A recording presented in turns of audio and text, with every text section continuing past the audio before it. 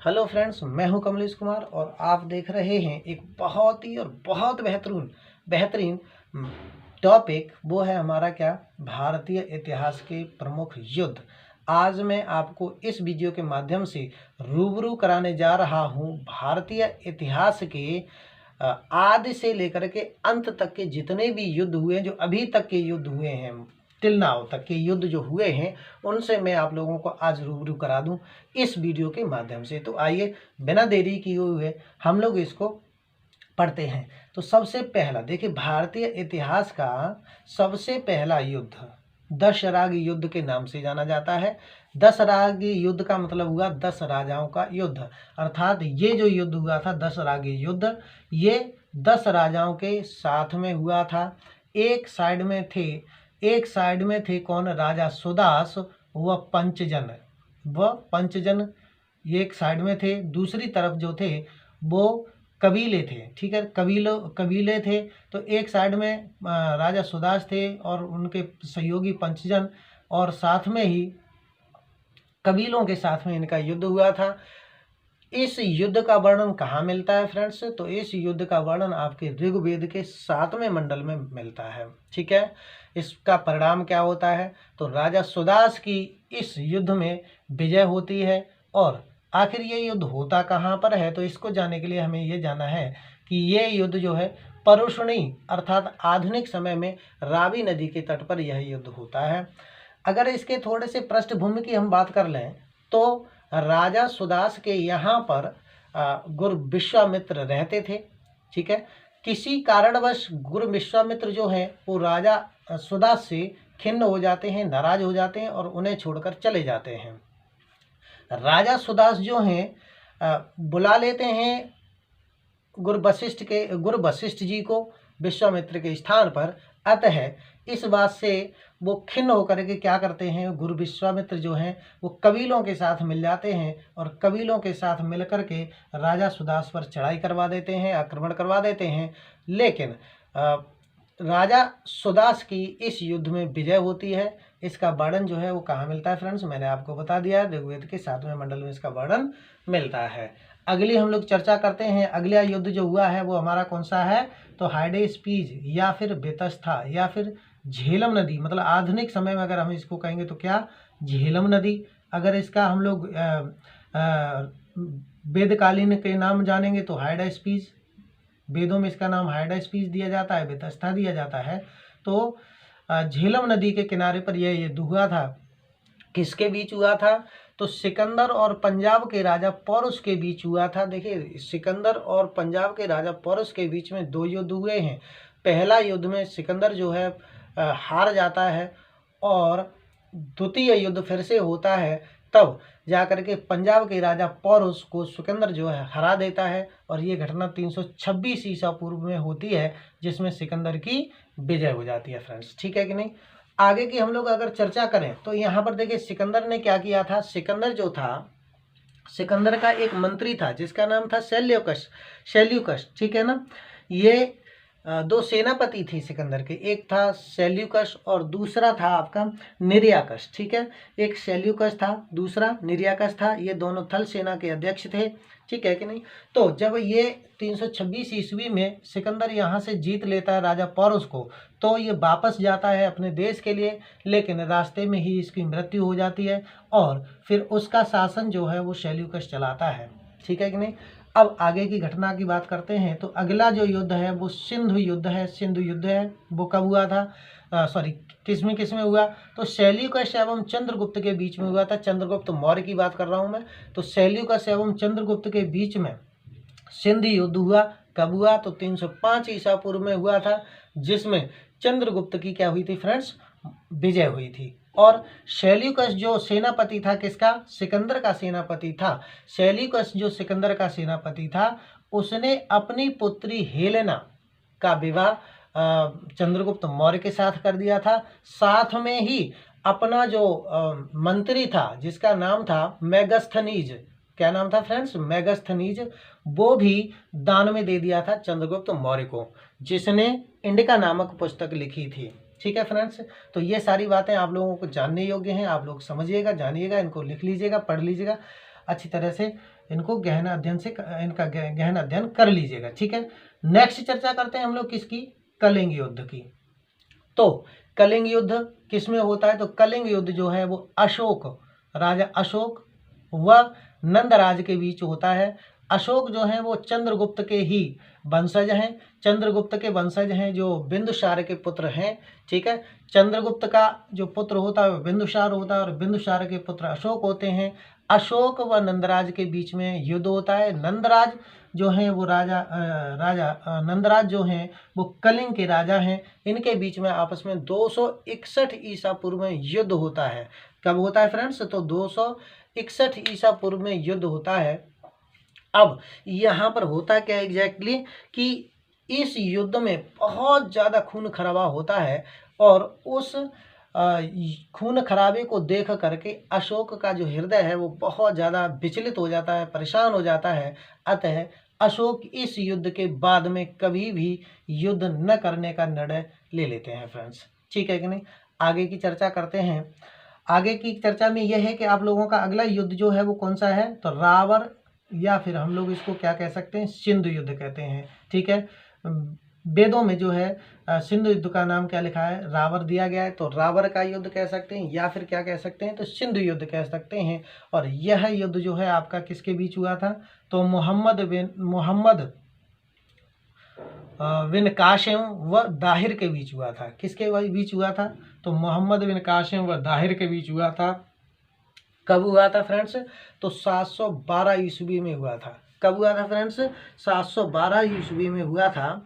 और अरबों की सत्ता स्थापित, मतलब अरबों की सत्ता स्थापित हो गई थी इस युद्ध के बाद में। मोहम्मद कासिम ने दाहिर को हरा करके अरबों की सत्ता को स्थापित कर दिया था भारत पर, ठीक है फ्रेंड्स। अगली चर्चा हम लोग करते हैं। तो प्रथम तुर्क आक्रमण कब हुए, तो प्रथम तुर्क आक्रमण की बात करते हैं हम लोग। सुबुक्तगीन व जयपाल, ये सुबुक्तगीन जो था वो तुर्क था और जयपाल जो थे वो भारत के राजा थे। तो सुबुक्तगीन व जयपाल के बीच में युद्ध होता है 986 ईस्वी में, जिसमें सुबुक्तगीन की जीत होती है और भारत के राजा जयपाल की हार हो जाती है। इस तरह से तुर्कों ने भी अपना यहाँ पर आधिपत्य बना लिया था। अगली चर्चा करते हैं हम लोग किसकी, मुल्तान आक्रमण की। किसकी, मुल्तान आक्रमण की। देखिए मुल्तान आक्रमण की बात अगर हम लोग करेंगे तो मोहम्मद गोरी का नाम आप लोगों ने अच्छी तरह से सुना है, भारतीय इतिहास में फेमस व्यक्तित्व रहा है। तो मोहम्मद गोरी ने आक्रमण किया था मुल्तान पर, ठीक है, जहां पर राजा थे कौन, भीमदेव, या इनका मूल नाम या मुख्य नाम था मूलराज। क्या नाम था इनका, मूलराज इनका प्रमुख नाम था। तो प्रथम युद्ध होता है इनका कब, 1175 ईस्वी में होता है और इन्हीं से दूसरा युद्ध 1178 ईस्वी में होता है। अर्थात मोहम्मद गोरी जो हैं राजा भीमदेव से दो युद्ध लड़ते हैं। एक पहला 1175 में लड़ा जाता है, दूसरा 1178 में लड़ा जाता है। जिस पहले वाले में, जिनमें दोनों युद्ध में क्या होता है, राजा भीमदेव की जीत हो जाती है, ठीक है, ये याद रखेंगे आप लोग। अगला है हमारा क्या, अगला है हमारा तराइन का प्रथम युद्ध, ठीक है कि नहीं।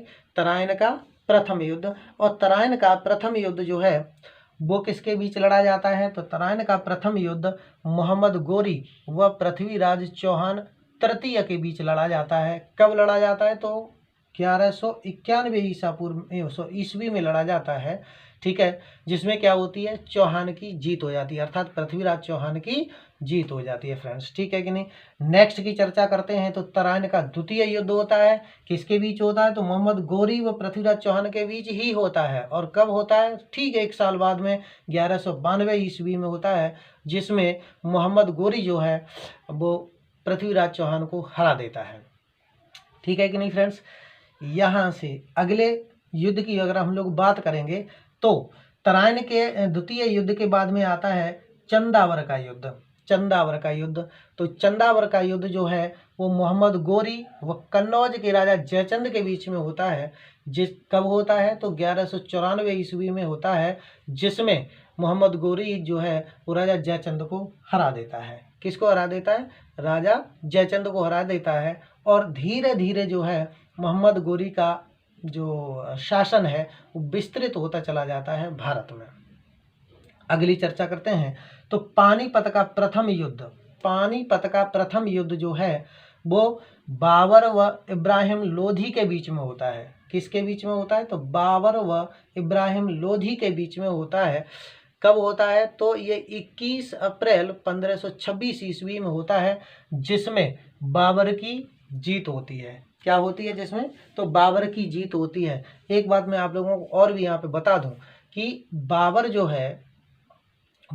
है 1526 ईस्वी में जब पानीपत के युद्ध को जीत लेता है, उससे पहले वो भारत में 5 बार आक्रमण कर चुका होता है। भारत पर 5 बार आक्रमण कर चुका होता है और 5वीं बार, मतलब 5वीं बार में कहना चाहिए, तो 5वीं बार में जो है वो यहाँ पर सफल हो जाता है पानीपत के युद्ध में। ठीक है, इससे पहले वो 4 बार आक्रमण कर चुका था।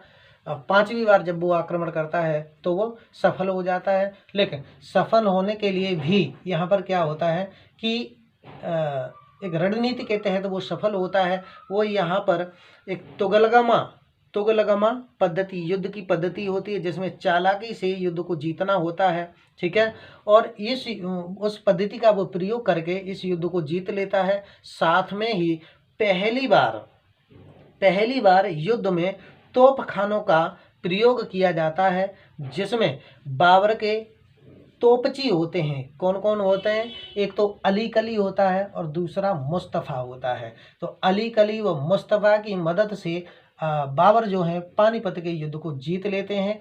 युद्ध की पद्धति कौन सी रखी थी? तो युद्ध की पद्धति उन्होंने रखी थी तुगलगमा पद्धति। कौन सी? तुगलगमा पद्धति। ठीक है फ्रेंड्स, यहाँ तक मैं समझता हूँ कि आप लोगों को समझ में आ गया होगा। नेक्स्ट की चर्चा करता हूँ। तो नेक्स्ट में आपका रहा है खानवा का युद्ध। काय का युद्ध? खानवा का युद्ध। खानवा का युद्ध का मतलब क्या हुआ? तो खानवा का युद्ध मतलब खानवा एक जगह है, वहाँ पर युद्ध होता है। किसके बीच में? बाबर व राणा सांगा के बीच में युद्ध होता है। देखिए, राणा सांगा जो हैं, वो राणा सांगा ने साथ दिया था इब्राहिम लोदी को हराने के लिए पानीपत के प्रथम युद्ध में। ठीक है, लेकिन बाबर जो है वो क्या करता है, बाद में बाबर राणा सांगा पर ही आक्रमण कर देता है और 16 मार्च 1527 ईस्वी में राणा सांगा को हरा देता है और खानवा का युद्ध जीत लेता है। ठीक है कि नहीं फ्रेंड्स? आगे की चर्चा करते हैं। तो अगला जो युद्ध हमारा है वो है चंदेरी का युद्ध। कौन सा युद्ध फ्रेंड्स? चंदेरी का युद्ध। तो चंदेरी का युद्ध जो है बाबर और राजा मैदिनी राज के बीच में होता है। किसके बीच में होता है? बाबर और राजा मैदिनी राज के बीच में होता है। कब होता है फ्रेंड्स? तो 29 जनवरी 1528 ईस्वी को होता है, जिसमें बाबर की विजय हो जाती है। क्या हो जाती है? बाबर की विजय हो जाती है। मतलब यहाँ से 1526 ईस्वी के बाद में बाबर जो है एक एक करके जितने भी राजा होते हैं उन सभी को हराते हुए अपने शासन का विस्तार कर लेता है। ठीक है, एक अगला इसी लिंक में एक अगला और युद्ध हुआ है। कौन सा है? तो घाघरा का युद्ध हुआ है। कौन सा हुआ है? तो घाघरा का युद्ध हुआ है, जो बाबर व महमूद लोदी एवं अफगानों के बीच में हुआ था। किसके साथ में? तो बाबर, अर्थात यहाँ पे मैं कह सकता हूँ कि बाबर ने महमूद लोदी को साथ में लेकर के अफगानों के साथ में युद्ध किया। जो कब हुआ था? तो 1529 ईस्वी में हुआ था, जिसमें बाबर व महमूद लोदी की क्या हो गई थी? विजय हो गई थी और अफगानों की इसमें हार हो गई थी फ्रेंड्स। अगली चर्चा करते हैं। अगला युद्ध हमारा फ्रेंड्स चौसा का युद्ध। चौसा का युद्ध शेरशाह सूरी व हुमायूं के बीच में हुआ है। किसके बीच में हुआ था? तो शेरशाह सूरी व हुमायूं के बीच में हुआ था। और ये चौसा जो नामक जगह है वो कहाँ पर है? तो ये आपके आगरा के पास में ही ये जगह पड़ती है। ठीक है, जहाँ पर वो बुलंद दरवाज़ा बनाया गया है, बुलंद दरवाजे के आसपास में ही ये चौसा नामक जगह पड़ती है। वहाँ युद्ध होता है किसके साथ में? शेरशाह सूरी व हुमायूं के बीच में होता है। कब होता है फ्रेंड्स? तो 1539 ईस्वी में होता है, जिसमें शेरशाह की जीत हो जाती है। क्या हो जाती है? शेरशाह की जीत हो जाती है, शेरशाह सूरी की जीत हो जाती है। ठीक है फ्रेंड्स, आगे की बात करते हैं। तो कन्नौज या बिलग्राम युद्ध। कन्नौज या बिलग्राम युद्ध एक ऐसा युद्ध होता है जो शेरशाह सूरी और हुमायूं के बीच में ही होता है। शेरशाह सूरी और हुमायूं के बीच में द्वितीय युद्ध होता है, 1540 ईस्वी में होता है। और शेरशाह सूरी क्या करता है, यहाँ पर हुमायूं को मजबूर कर देता है, किस बात के लिए, भारत छोड़ने के लिए। ठीक है, अर्थात यहाँ से जो है हुमायूं भारत छोड़ करके भाग जाता है। ठीक है फ्रेंड्स, और इस तरह से जो है शेरशाह सूरी शासन पर आसीन होता है, शासन को संभालता है। आगे की बात करते हैं तो अगला युद्ध है मच्छीवाड़ा का युद्ध। किसका युद्ध फ्रेंड्स, मच्छीवाड़ा का युद्ध हुमायूं व ततार खां के बीच होता है। किसके बीच में, हुमायूं व ततार खां के बीच होता है। देखिए फ्रेंड्स, यहाँ से जब शेरशाह सूरी चला जाता है, वो सॉरी हुमायूं भाग जाता है, हुमायूं चला जाता है, तो 1543 ईस्वी में जब वो भारत से चला जाता है तो 1543 ईस्वी में यहाँ अकबर का जन्म होता है। किसका जन्म होता है, अकबर का जन्म होता है। जहाँ पर वह रुकता है, जिस राजा के पास में जाकर के रुकता है, जिस राजा के यहाँ शरण लेता है, वहाँ पर अकबर का जन्म होता है 1543 ईस्वी में। इधर में क्या होता है, मच्छीवाड़ा का युद्ध होता है, हुमायूं व ततार खां के बीच में ये युद्ध होता है। हुमायूं पुनः अपनी सत्ता को हासिल करना चाहता है, अतः 1555 ईस्वी में यह ततार खां के बीच में ये युद्ध होता है और इस युद्ध को हुमायूं क्या कर लेता है, जीत लेता है। ठीक है फ्रेंड्स, आगे की बात करता हूँ तो पानीपत का द्वितीय युद्ध होता है, पानीपत का द्वितीय युद्ध होता है और अकबर व हेमू के बीच में होता है। किसके बीच में होता है फ्रेंड्स, तो अकबर व हेमू के बीच में होता है। पानीपत का प्रथम युद्ध किसके बीच हुआ था, तो बाबर और इब्राहिम लोधी के बीच हुआ था। पानीपत का द्वितीय युद्ध किसके बीच होता है फ्रेंड्स, तो अकबर व हेमू के बीच में होता है। तो कब होता है, 1556 ईस्वी में होता है। ठीक है, और ये अकबर की प्रथम जीत होती है। लेकिन अकबर की ये कैसी होती है फ्रेंड्स, अकबर की ये प्रथम जीत होती है, लेकिन यहाँ पर अकबर जो है अपने मामा बैरम खां का संरक्षण प्राप्त कर लेता है। बैरम खां के संरक्षण में यह युद्ध लड़ा जाता है और अकबर इसको जीत लेता है। लेकिन अगली चर्चा करते हैं किसकी, मालवा का युद्ध।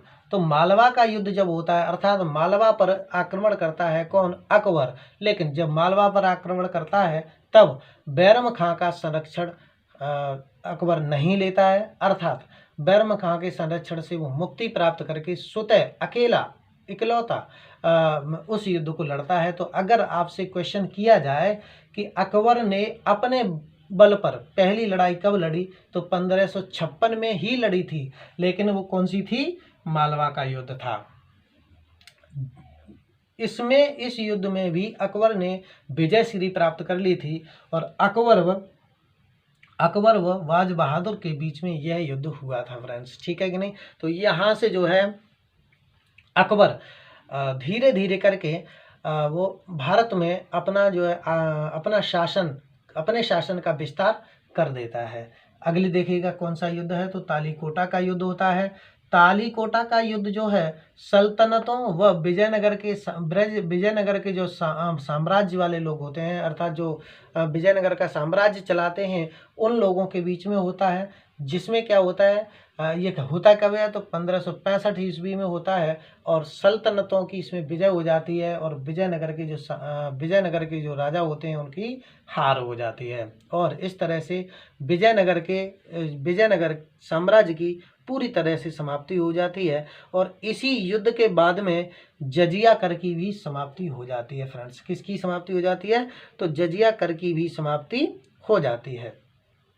अगली चर्चा करते हैं तो हल्दी घाटी का युद्ध होता है। हल्दी घाटी का युद्ध किसके बीच होता है, तो हल्दी घाटी का युद्ध अकबर व राणा प्रताप के बीच में होता है। किसके बीच में होता है फ्रेंड्स, अकबर व राणा प्रताप के बीच में होता है। ये वही राणा प्रताप हैं जिन्होंने घास की रोटियां खा करके अपना समय बिताया था। तो उन्हीं से ये युद्ध होता है। कब होता है, तो 1576 ईस्वी में होता है और इस युद्ध में अकबर की जीत हो जाती है। मतलब यहाँ से जो है अकबर ने धीरे धीरे अपने साम्राज्य का विस्तार करना शुरू कर दिया था। पहला युद्ध उसने कब लड़ा था, तो 1556 में लड़ा था। अगर कोई पूछे कि पहला युद्ध कब लड़ा था, तो 1556 में लड़ा था। अगर आपसे ये कहा जाए कि अकबर ने अपने बलबूते पर पहला युद्ध कब लड़ा, तो वो भी 1556 में ही लड़ा था। लेकिन वो मालवा का युद्ध था। एक पानीपत का द्वितीय युद्ध जो अकबर ने लड़ा था वो 1556 में बैरम खां जो अपने मामा के संरक्षण में लड़ा था। ठीक है फ्रेंड्स, अगली चर्चा करते हैं किसकी, हल्दी घाटी का युद्ध हो ही गया है। अगली बात करते हैं तो किसकी, करनाल युद्ध की बात करते हैं। करनाल युद्ध किसकी फ्रेंड्स, करनाल युद्ध की। ठीक है, करनाल युद्ध भारतीय इतिहास में बहुत ही महत्वपूर्ण युद्ध है। क्यों? क्योंकि ये जो है मोहम्मद शाह व नादिर शाह के बीच में होता है। किसके किसके बीच में होता है, तो मोहम्मद शाह व नादिर शाह के बीच में होता है। और जो ये नादिर शाह होता है ये मिस्र का निवासी होता है। अतः ये क्या करता है, मोहम्मद शाह को हरा करके और यहाँ से मयूर सिंहासन जो होता है उसको ले जाता है। ठीक है फ्रेंड्स, तो कब की बात है ये है आपकी 1739 ईस्वी की। 1739 में नादिर शाह की जीत हो जाती है और वो यहाँ से मयूर सिंहासन को ले जाता है। मयूर सिंहासन को यहाँ से ले जाता है। अगली चर्चा करते हैं किसकी, प्लासी का युद्ध। प्लासी का युद्ध, तो प्लासी का युद्ध कब होता है फ्रेंड्स, अंग्रेजों व सिराजुद्दौला के बीच में प्लासी का युद्ध जो है 1757 ईस्वी में, ध्यान रखिएगा 1757 ईस्वी में प्लासी का युद्ध होता है और 1857 ईस्वी में हम लोग अंग्रेजों से लड़ाई लड़ते हैं। ठीक है कि नहीं, तो यहाँ पर जो है अंग्रेजों व सिराजुद्दौला के बीच में कब होता है, तो अंग्रेजों की तरफ से रॉबर्ट क्लाइव लड़ते हैं और सिराजुद्दौला के बीच में लड़ाई होती है तो 1757 ईस्वी में होती है, जिसमें अंग्रेजों की जीत हो जाती है और अंग्रेजी शासन की यहाँ से नींव पड़ जाती है। फ्रेंड्स, क्या पड़ जाती है, अंग्रेजी शासन की यहाँ से नींव पड़ जाती है। और इस तरह से अंग्रेज जो हैं वो धीरे धीरे अपने साम्राज्य को भारत में स्थापित करना शुरू कर देते हैं। और जब 1757 में प्लासी का युद्ध होता है तो 1857 में हम लोगों का सबसे पहला स्वतंत्रता का भारत को स्वतंत्र कराने का, भारत को आज़ाद कराने का सबसे पहला युद्ध होता है। ठीक है, यहाँ तक ये चूँकि वीडियो बहुत ज़्यादा लंबा होता जा रहा है इसलिए इस वीडियो में इतना ही। अगले वीडियो में हम लोग और थोड़ा सा देखेंगे और विस्तार से बताएंगे आप लोगों की जो रिमेनिंग युद्ध रह गए हैं उनकी चर्चा हम लोग नेक्स्ट वीडियो में करेंगे। तब तक के लिए धन्यवाद।